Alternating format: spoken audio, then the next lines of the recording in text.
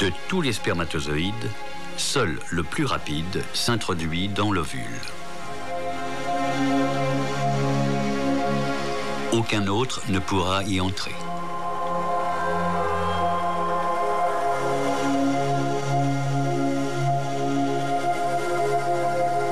L'œuf ainsi formé possède 2 noyaux que l'on peut apercevoir ici au centre.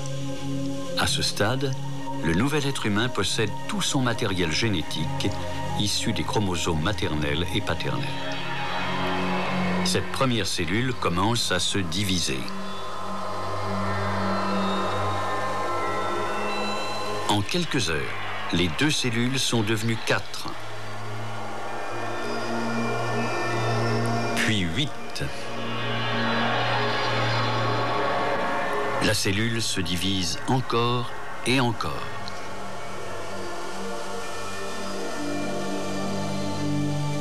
Au bout de 5 jours, l'œuf est arrivé au stade de ce que les scientifiques appellent le blastocyste.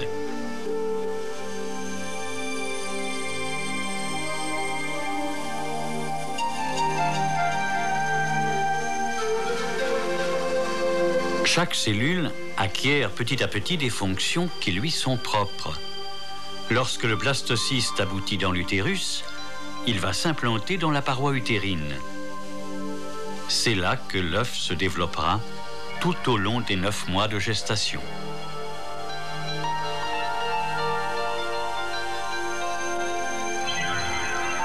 Considéré comme corps étranger, le blastocyste est obligé de se protéger contre le système immunitaire de l'être qui lui a pourtant donné vie.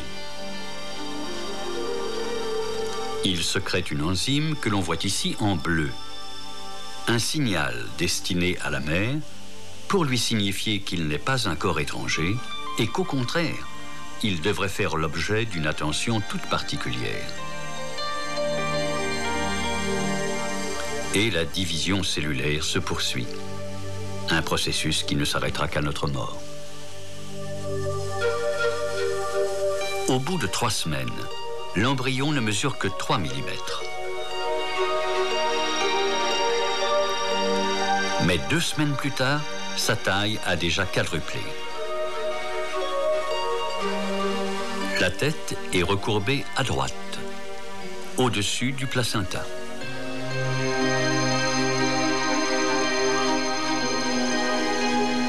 Au bout de 7 semaines, l'embryon mesure 2,5 cm.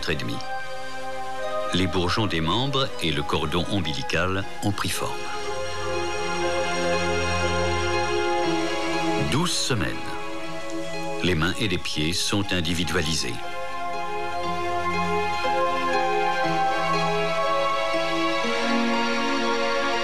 « 16 semaines. Le fœtus mesure 15 cm. On distingue nettement les oreilles et les yeux. 3 semaines plus tard, le fœtus atteint 22 cm. Sa physionomie est à présent clairement définie.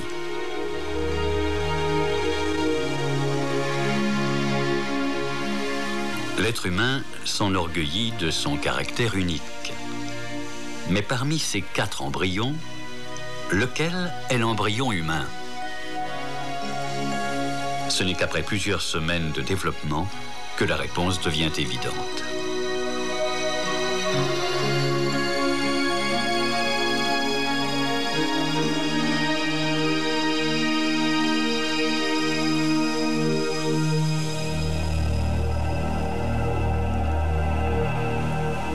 Lorsque l'embryon se développe, il présente des similitudes avec d'autres espèces. Similitudes qui expliquent notre développement individuel, mais également le développement même de la vie.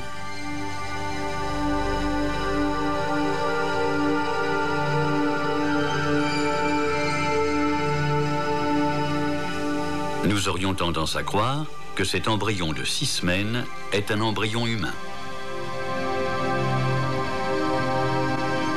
Et celui-ci?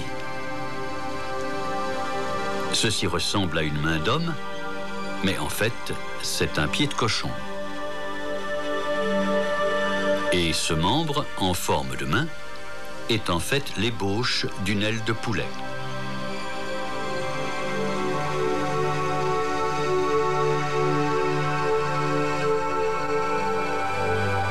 Une main d'homme, un pied de cochon et une aile de poulet ont une origine commune.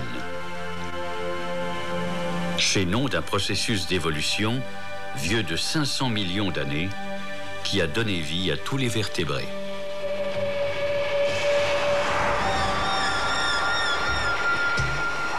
De l'oiseau au carnivore, la magie de l'évolution s'est opérée.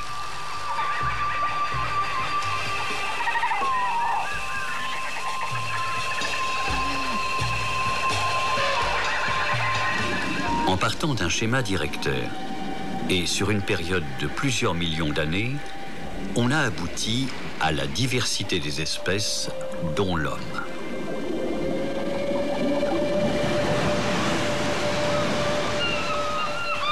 On appelle ces mécanismes de l'évolution sélection naturelle.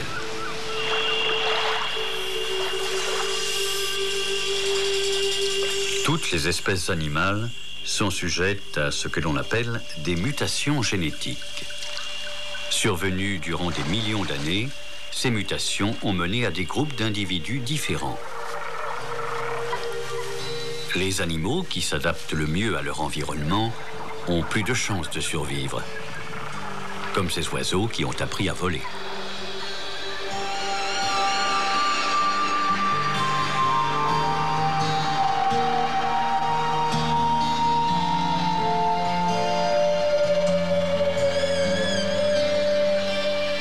L'aptitude à voler marqua un véritable tournant dans le processus de l'évolution et s'améliora de génération en génération depuis les tout premiers oiseaux.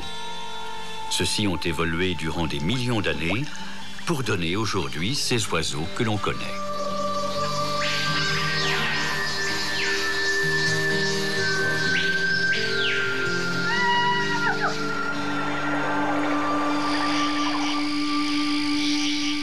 Il a fallu près de 4 milliards d'années pour arriver à notre stade de l'évolution. Au tout début, des astéroïdes bombardaient la Terre, alors stérile et désolée. Une petite planète torturée qui était des plus hostiles. Pourtant, elle est peut-être la seule dans tout l'univers à avoir abrité la vie.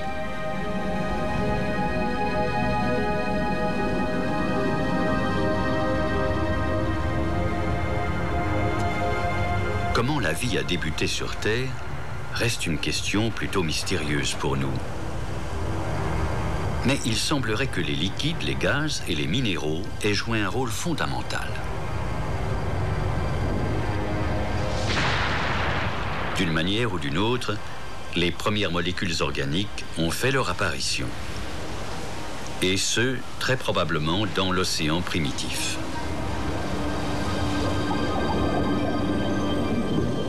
Ces molécules se sont multipliées pendant des centaines de millions d'années en s'adaptant à leur environnement, devenant de plus en plus complexes.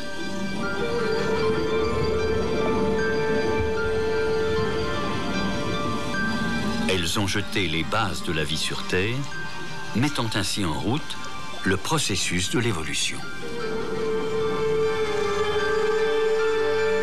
Il y a 3,5 milliards d'années, sont apparus des organismes unicellulaires plus évolués. Il s'agit des algues bleu-vert qui existent encore de nos jours. Ces algues se sont regroupées en colonies pour former de microscopiques filaments se laissant transporter par les courants.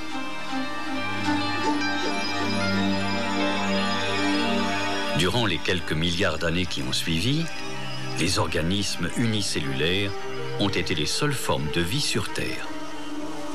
Ils se sont diversifiés et ont même inventé un nouveau moyen de reproduction, la reproduction sexuée.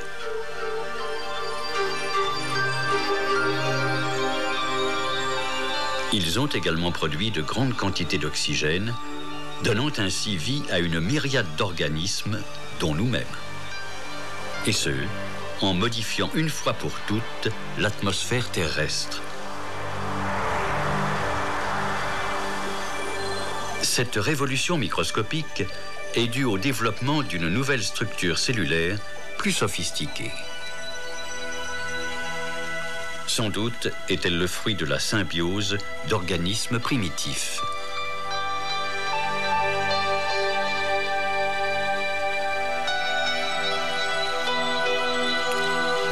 La cellule obtenue possédait alors 2 noyaux ainsi que des éléments spécialisés, les organites. Ces organites, sortes d'immigrants microscopiques, ont permis à la cellule d'acquérir diverses formes et fonctions, une étape primordiale. Un de ces organites, ressemblant à Cephalococcus, est devenu une mitochondrie, élément qui fournit l'énergie à la cellule.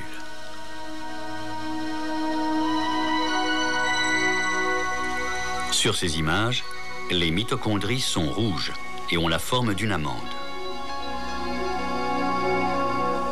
Les mitochondries ne mesurent que quelques millièmes de millimètre, mais leur rôle est fondamental.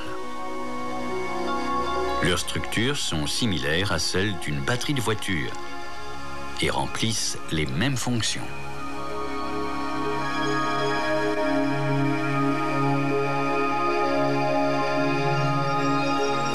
Ces minuscules éléments mobiles représentent les usines de la cellule animale. De petites bactéries en forme de poils ont finalement permis aux cellules de se mouvoir de façon autonome. Elles ont donné les cils vibratiles.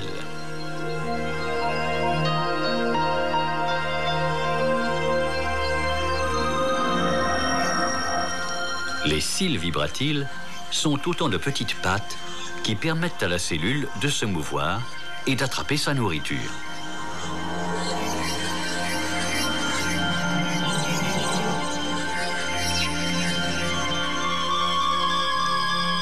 Les cils permettent à la cellule ces curieux mouvements rythmiques.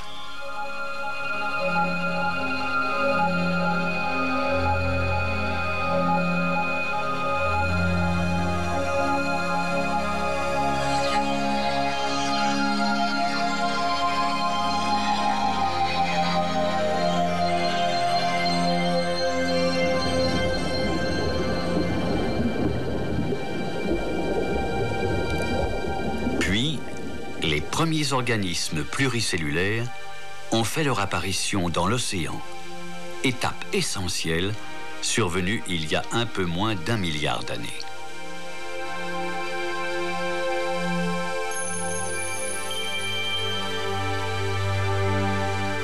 Peut-être ont-ils été le fruit de larges colonies d'organismes unicellulaires comme ce protozoaire.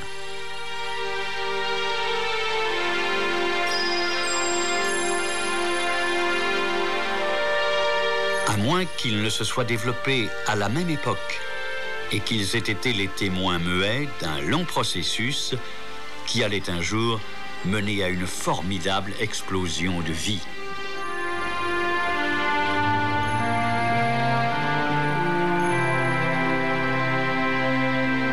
Ce remarquable processus a couvé durant des centaines de millions d'années.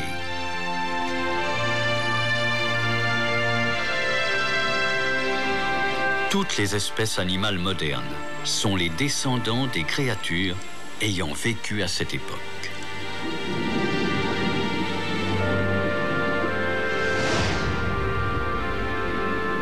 L'évolution s'est déclinée sur des centaines de millions d'années pour aboutir au règne animal dans toute sa diversité.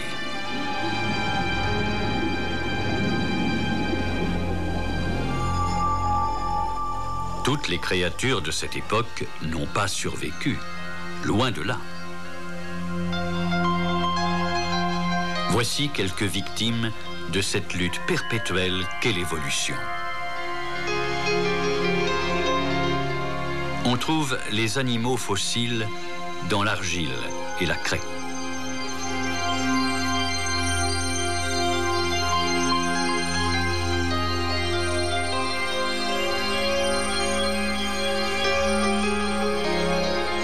Les espèces qui n'ont pas su lutter ou s'adapter à l'évolution de leur environnement se sont éteintes.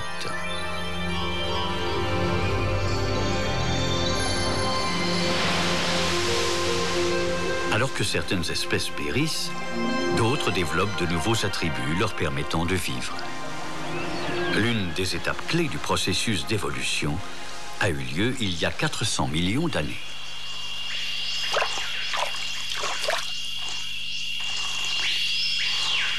Les lointains ancêtres de ce dipneustes ont développé la capacité de respirer. Ils ont commencé à ramper sur Terre et nous ont permis d'exister.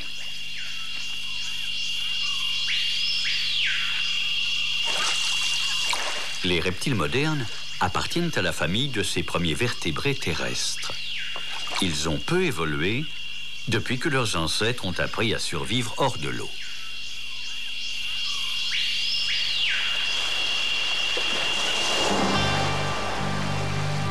Certaines espèces ont inversé le processus. Un prédateur terrestre, semblable à un gros chien, entama un retour vers l'océan il y a environ 50 millions d'années.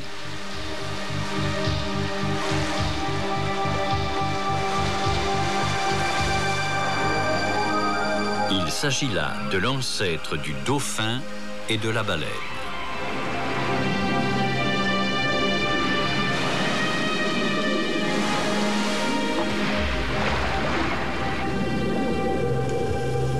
Voici le crâne de ce prédateur terrestre. Et voici comment il a changé de forme pour s'adapter à la vie aquatique. L'emplacement du nez s'est déplacé vers le haut de la tête. Les dents sont devenues plus petites pour que l'animal puisse se nourrir de poissons. L'océan a donc récupéré un animal autrefois terrestre. Résultat, un mammifère marin capable d'allaiter ses petits.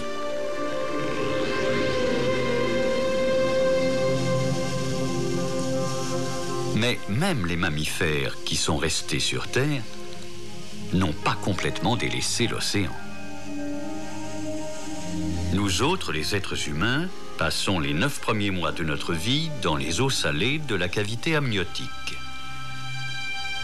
C'est dans un liquide que nous passons de l'état d'embryon à l'état de fœtus. Un liquide qui est une sorte de vestige de l'océan primitif que nous avons hérité des premiers vertébrés terrestres.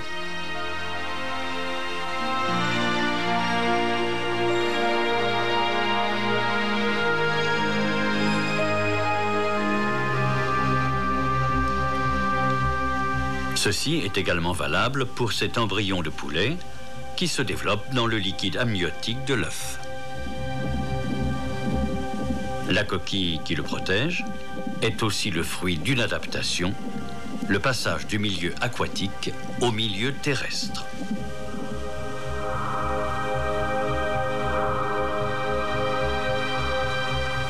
Le monde embryonnaire est étroitement lié au monde aquatique originel.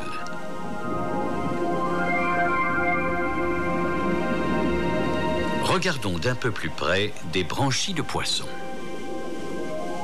Elles se sont développées il y a des centaines de millions d'années afin de fournir plus d'oxygène.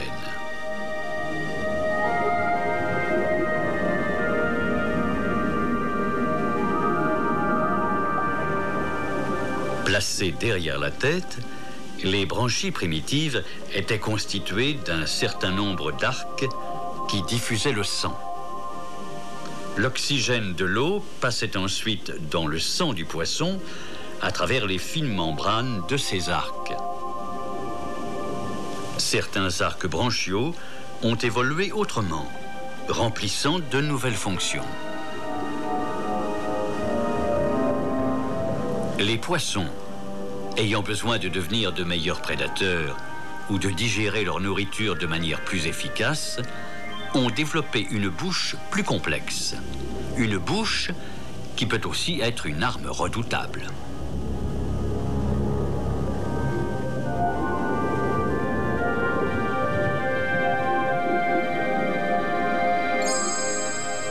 Les branchies apparaissent très tôt chez l'embryon de poisson.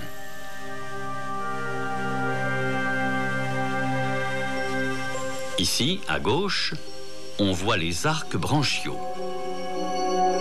Ils vont continuer à se développer. Avant que les branchies ne soient définitivement formées, l'embryon de poisson reçoit son oxygène par l'intermédiaire de petites artères contenues dans la membrane de la vésicule ombilicale. Celle-ci fonctionne comme le placenta chez l'homme.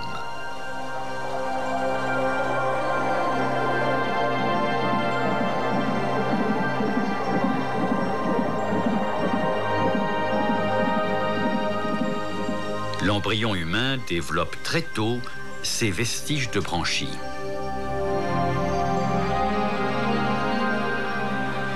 Les arcs que l'on voit sous la tête ressemblent un peu à une bouche.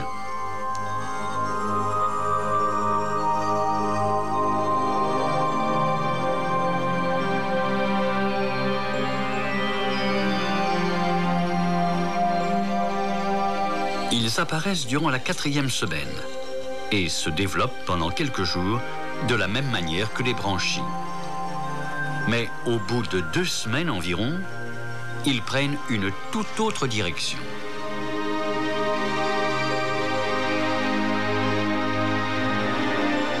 Au lieu de devenir des éléments de l'appareil respiratoire, ils évoluent en mâchoire inférieure, larynx et oreille moyenne.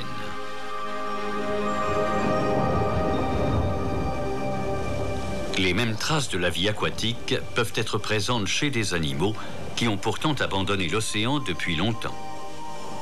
Ce poussin est sur le point de naître.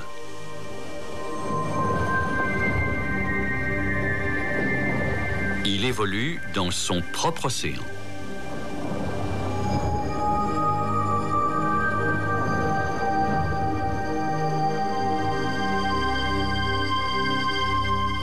Tout comme l'embryon humain, l'embryon de poulet possède également, et ce très tôt dans son développement, des vestiges de branchies. On les voit ici semblables à de petites boules sur la gorge, mais elles disparaissent quelques jours plus tard.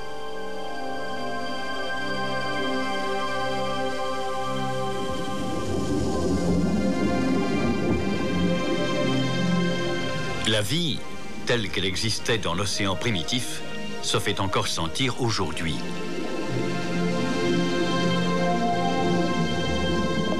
Notre colonne vertébrale pourrait remonter à un animal aquatique primitif qui, lui, pourtant, n'en possède pas, l'outre de mer.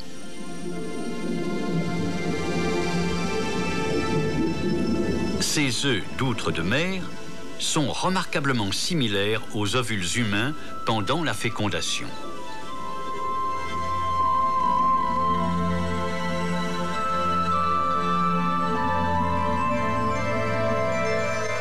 Et la larve de l'outre de mer ressemble au spermatozoïde humain.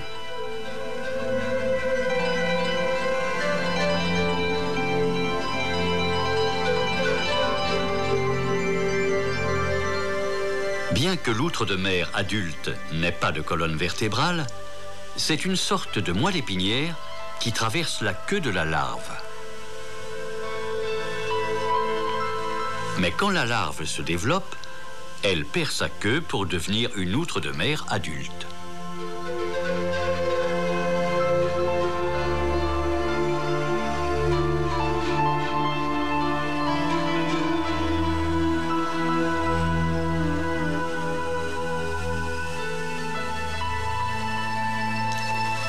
Selon une théorie, une mutation aurait maintenu une outre de mer à l'état larvaire toute sa vie, lui permettant de conserver sa queue et de transmettre aux générations suivantes cette minuscule moelle épinière.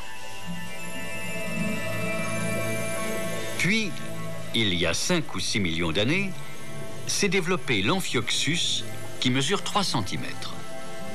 Pour les scientifiques, c'est l'ancêtre de l'épine dorsale.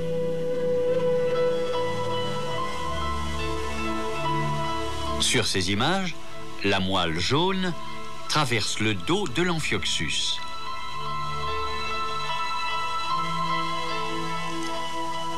Grâce au miracle de la vie, elle donnera plus tard la colonne vertébrale de la baleine bleue. Une colonne longue de 20 mètres, voire celle des imposants dinosaures.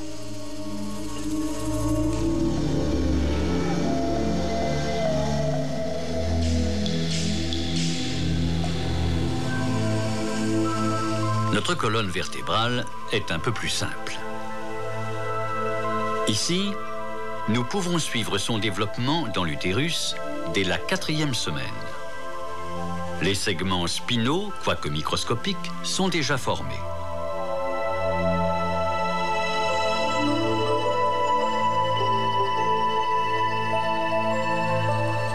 Au bout de la 4e semaine, le processus de neurulation transforme la plaque neurale en un cylindre creux, le tube neural.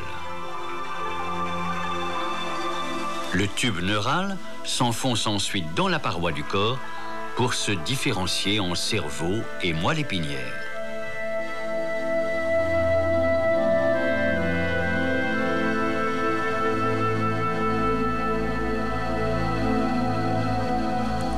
Chez cet embryon de poulet, on voit les segments spinaux qui vont donner les vertèbres et les muscles.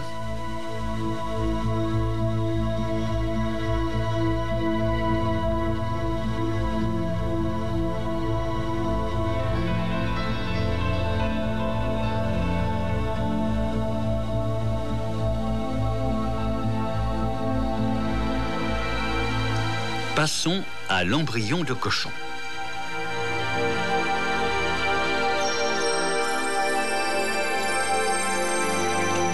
Au bout de 3 semaines, la queue du cochon prolonge la colonne vertébrale. La voici 2 semaines plus tard.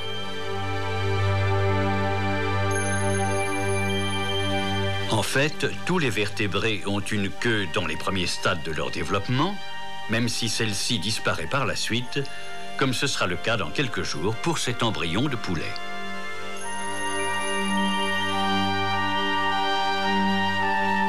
Une fois de plus, l'embryon humain n'échappe pas à la règle. Chez cet embryon de 4 semaines, on distingue à droite l'ébauche d'une queue. Tout comme les arcs branchiaux de nos ancêtres aquatiques, des vestiges de queue sont également présents chez l'embryon humain.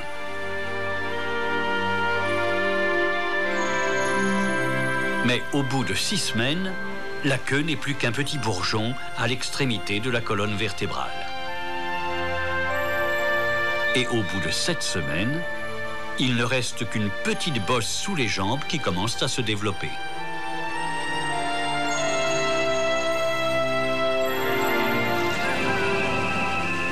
Tous les animaux dépourvus de queue, du koala à l'homme, passent par le même stade embryonnaire.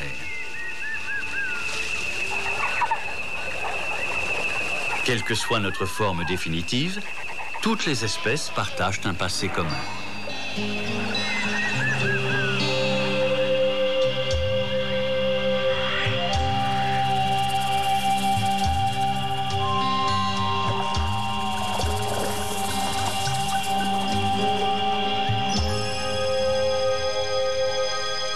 Voici un embryon de saumon.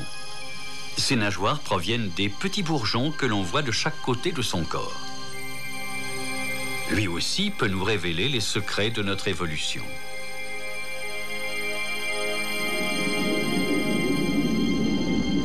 Le développement de nos bras et de nos jambes a comme point de départ un poisson. Sans doute l'ancêtre de ce fossile vivant, le sélacanthe. Il est possible que ces nageoires sophistiquées soient à la base du développement des membres des premiers animaux terrestres.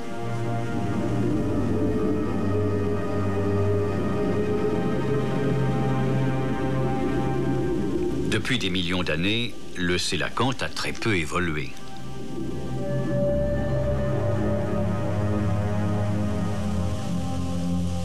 Voici l'un de ses ancêtres. Un fossile de sélacanthe qui peuplait l'océan il y a 400 millions d'années.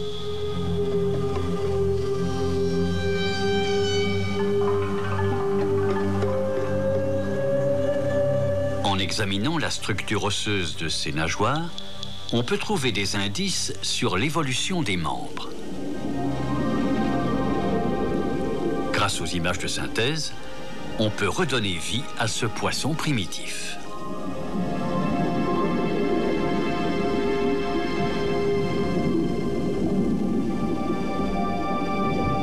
On peut également voir comment les rayons osseux des nageoires pectorales ont pu évoluer avec le temps jusqu'à devenir des membres nécessaires à la vie sur Terre.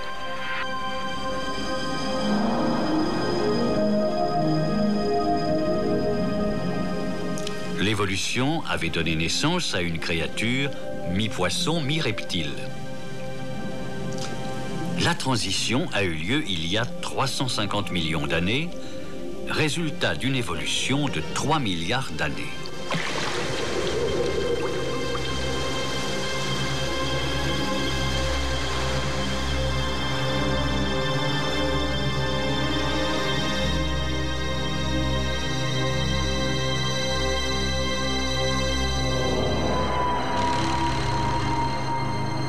Les membres se sont développés lorsque ces amphibiens sont devenus des animaux terrestres.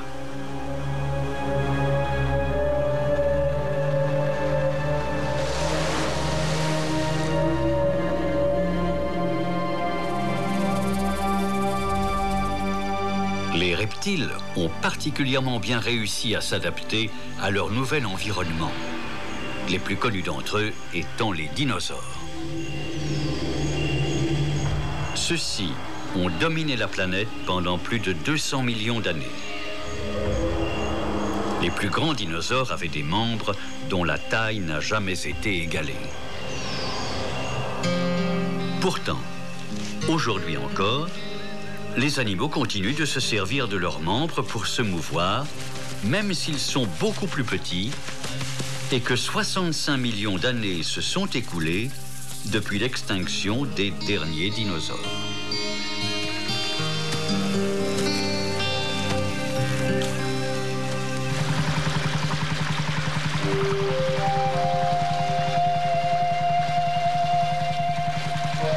On a beau descendre le fleuve du temps, on trouvera toujours les traces d'un lointain passé. Des nageoires des poissons jusqu'à nos propres pieds et mains.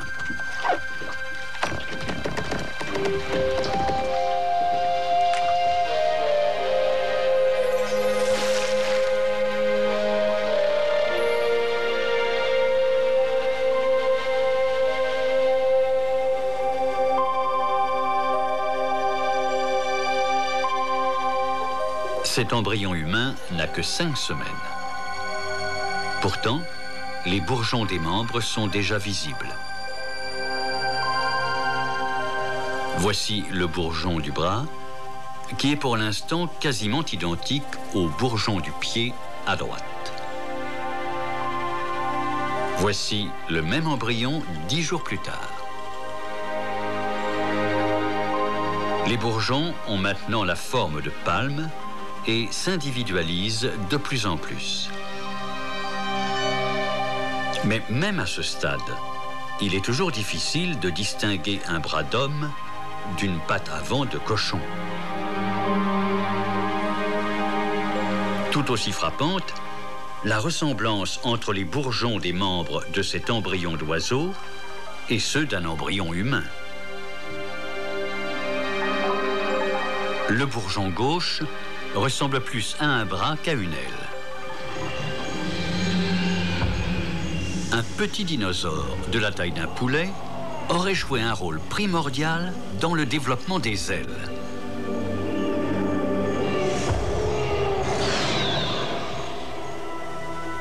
Après des millions d'années, la structure de ses membres supérieurs a changé. Apparaît alors une aile avec un squelette plus léger et couverte de plumes.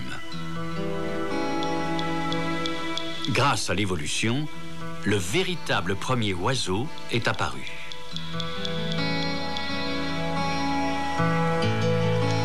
Bien après l'extinction des dinosaures, leurs descendants continuent de voler dans les airs.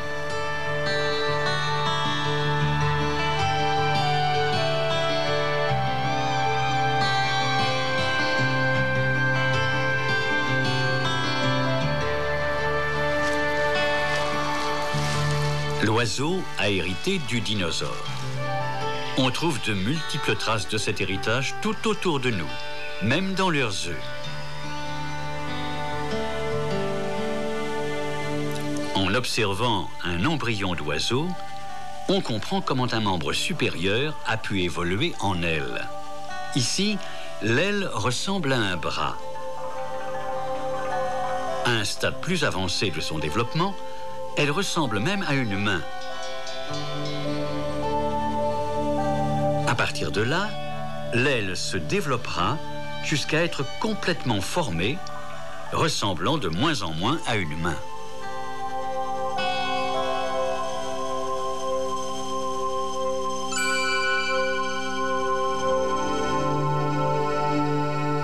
Chez l'embryon humain, les mains sont presque entièrement formées dès la 6e semaine. Notre programme génétique, fruit de l'évolution, guide leur développement.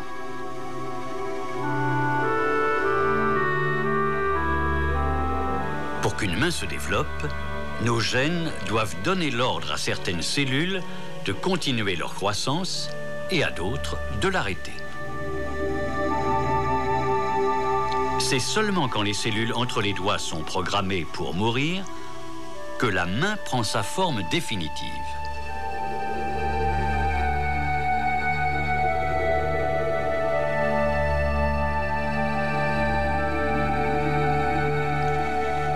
Cet embryon est entré dans sa 7e semaine.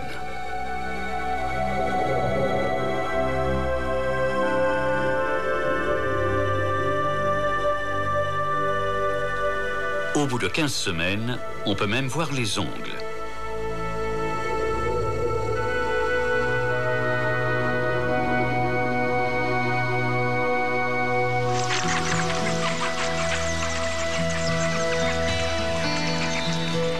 Les cellules de l'aile de chauve-souris sont au contraire programmées pour se développer jusqu'à ce qu'une membrane de peau se forme entre ses longs doigts.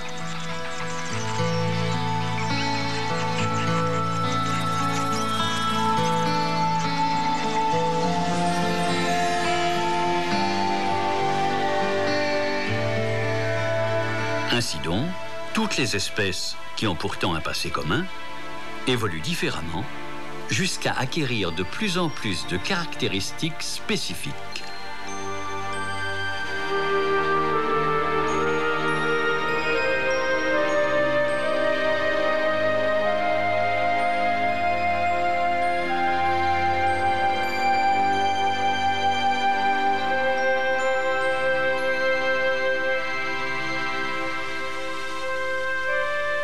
Voici le développement d'un embryon de poulet.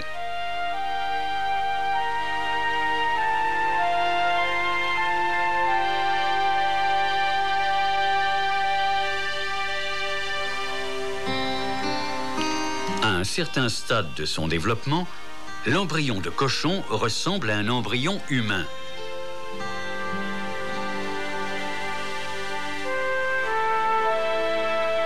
L'embryon de poisson suit un parcours très éloigné du nôtre.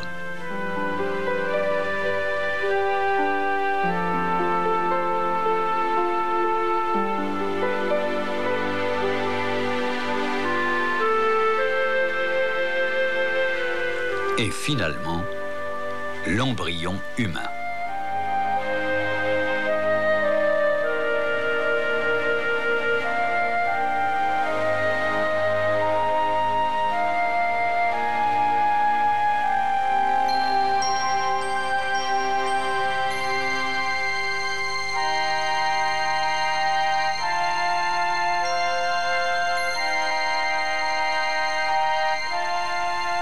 Voici le miracle de la vie, qui s'opère dans l'œuf ou dans le ventre de la mère pendant des semaines ou des mois.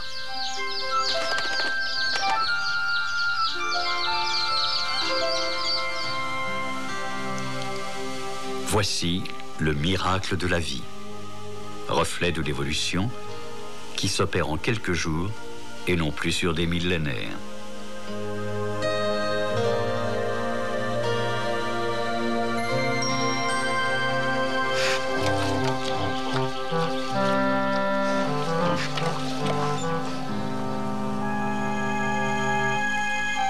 Et voici enfin le miracle de la vie qui nous fait remonter à nos origines.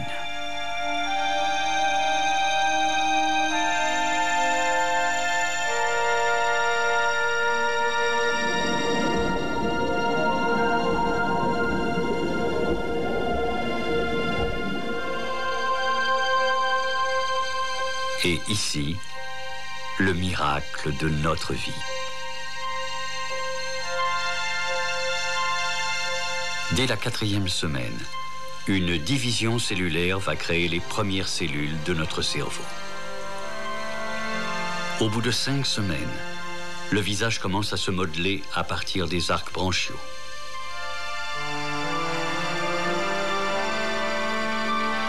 Au bout de 6 semaines, on commence à distinguer les yeux.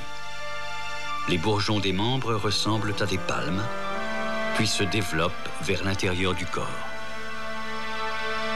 8 semaines, la tête s'est arrondie. Les yeux se sont rapprochés et les doigts se sont individualisés.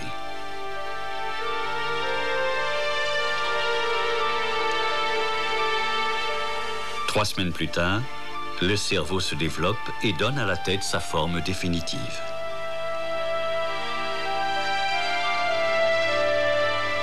On distingue nettement les paupières.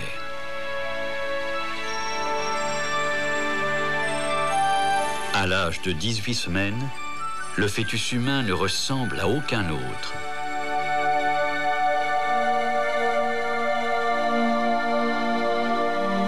À une exception près. Preuve ultime de notre évolution.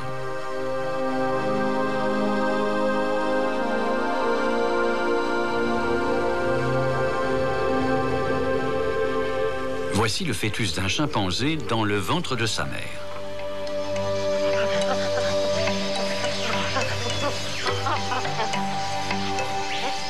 Le chimpanzé et le gorille sont plus proches de l'homme que n'importe quelle autre espèce sur Terre. Ils sont même plus proches de l'homme que de l'orang-outan.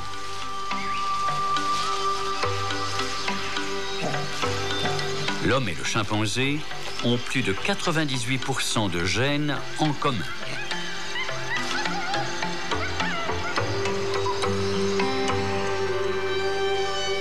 Voici un fœtus de singe âgé de 11 semaines. À droite, un fœtus humain du même âge. Au cours de leur développement, très peu de choses les différencient. Ici, le fœtus du singe. Là, le fœtus humain.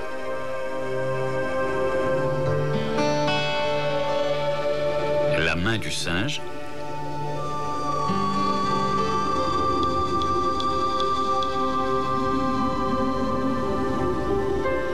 Celle de l'homme.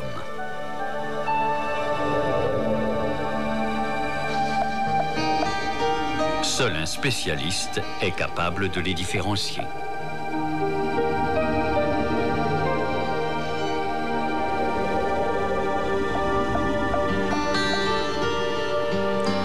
Voici les pieds du singe au bout de 7 semaines. Et voici ceux de l'homme.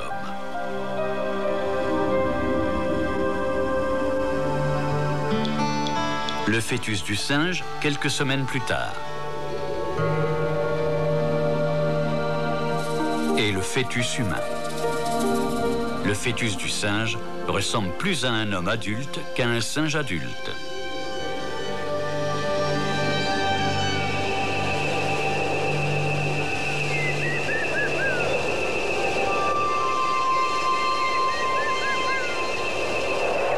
Il n'y a pas si longtemps, en termes d'évolution, le singe et l'homme appartenaient encore à la même espèce. Cela remonte seulement à quelques millions d'années en Afrique. Puis, nous avons adopté la station debout pour un jour peupler toute la planète.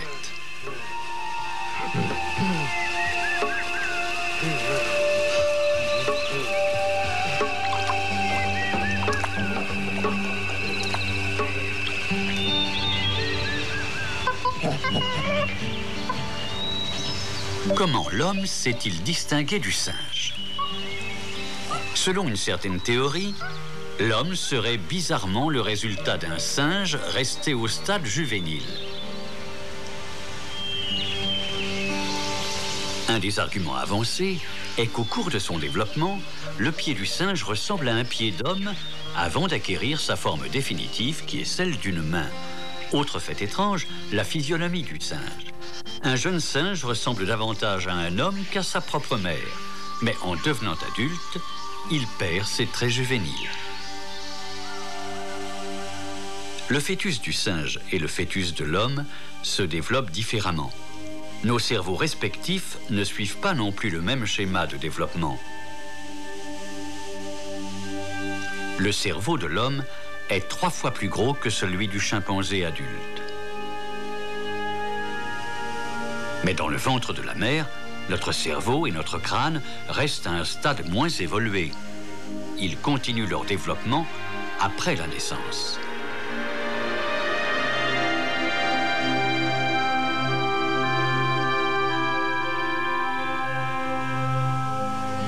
À la naissance, le crâne du chimpanzé a sa forme définitive.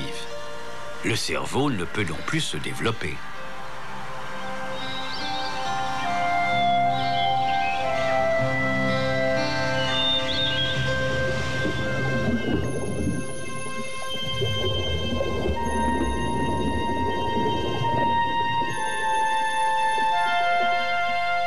Chaque enfant suit les traces de l'espèce humaine.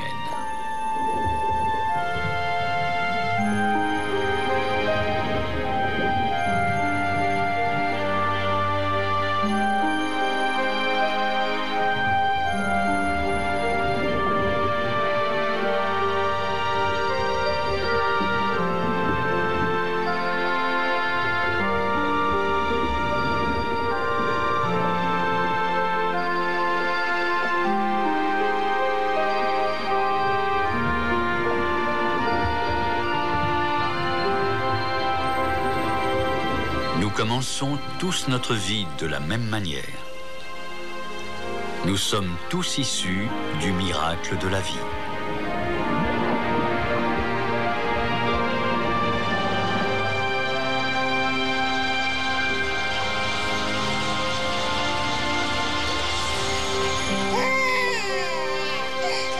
La famille s'agrandit. Un enfant qui découvre le monde extérieur. Okay, Scott, look at your sister. Look at you. Hi, sweetheart. Are you tired?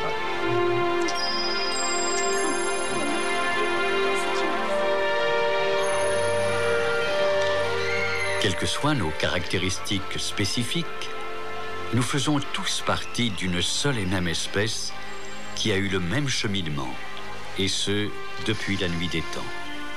Nous sommes tous les enfants de l'évolution.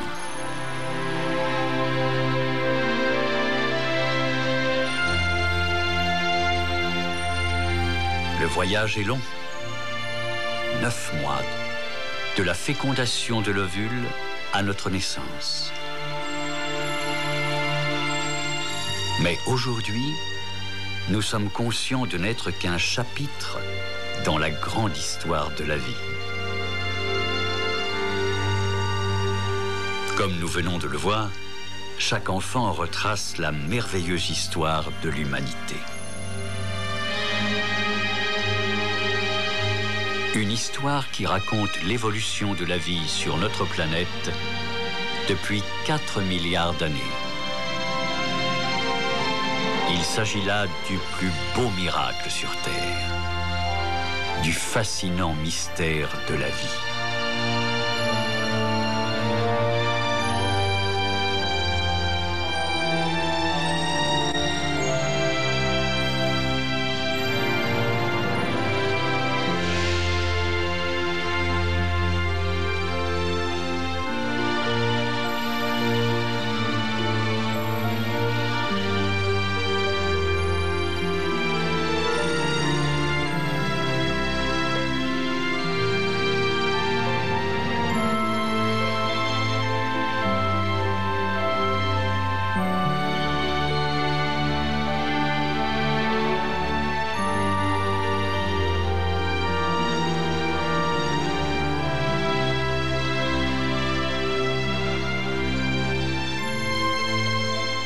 La Russie, c'est vraiment une autre planète.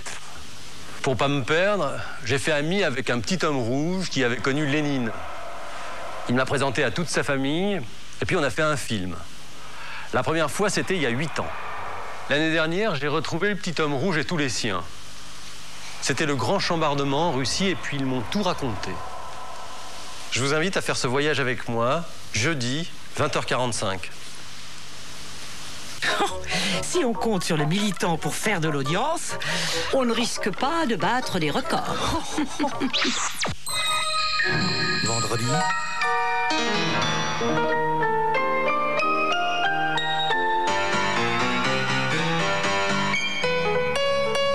Pour connaître le secret des maîtres de la peinture, faufilez-vous dans leur tableau avec Alain Jobert. Vendredi, à 20h15 avec Télérama. Les jeunes modifications très notables de la longévité. Ensuite, si on touche l'ADN qu'on a observé, on a des modifications de l'ADN mitochondrial. Et alors, quelle est la fonction de la mitochondrie? Mais la mitochondrie, c'est donc le siège de la respiration cellulaire, et c'est là qu'est fabriquée l'énergie. La cellule, cette cellule que nous voyons ici des millions de fois plus grosse qu'elle ne l'est en réalité, la cellule respire de l'oxygène qu'elle transforme en énergie. Ce que suggère l'implication des mitochondries dans le fait que Podospora sénesce et meurt, c'est qu'il semblerait y avoir un rapport entre le fait qu'une cellule respire et le fait que d'une manière ou d'une autre, elle s'use. Il y a un secteur qui est reparti d'ici, et tout ça. Et donc, quand on a des boîtes comme ça, on reprend des semis ici et ici. Pour vérifier cette hypothèse, les chercheurs sélectionnent des mutations qui se produisent par hasard dans certaines souches de Podospora. Des mutations accidentelles qui échappent à la mort plus ou moins longtemps, mais qui toutes ont à la fois des anomalies au niveau de leur mitochondrie et un fonctionnement respiratoire très anormal.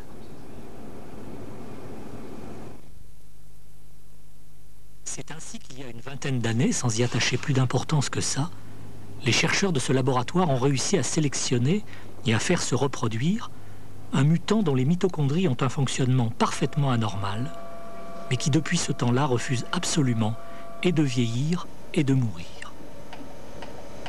Et puis récemment, ils ont fait encore mieux. Ils ne se sont plus contentés de sélectionner une mutation, ils ont carrément créé un mutant, dont ils ont modifié une partie très précise de la chaîne respiratoire. Alors pour aller plus loin, ce qu'on a fait là, c'est qu'on a fabriqué un mutant. On a modifié un gène de telle sorte que la chaîne respiratoire soit non fonctionnelle. Et ce mutant, il se trouve que déjà, on constate qu'il a une longévité augmentée. Bon, on ne peut pas dire qu'il est éternel, on ne l'a pas depuis assez longtemps, mais